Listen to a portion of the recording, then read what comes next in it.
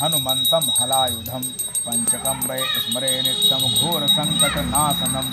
आदित्यश्च उपेन्द्रश्च चक्रप्राणिर्महेश्वराः दण्डपाणि प्रतापी स्यात् शुतृडबाधा न बाधते वसुर्वरुणो सोमो च सरस्वती च सागराः पंचेतारं स्मरे नित्यं यस्तु प्रसाद तस्य न बाधते सनत्कुमारदेवर्ष सुखभीष्मत्पलङ्गमाः पंचेतानं स्मरोतो नित्यं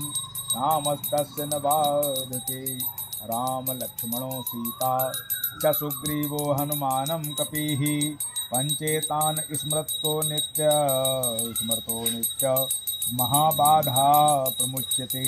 विश्वेशं माधवं धुण्डिं दण्डपाणिं च भैरवं वन्दे काशी विहां गंगां भवानी मणिकर्णिकामं ध्यानार्थ पुष्पान् समर्पयामि। एक बात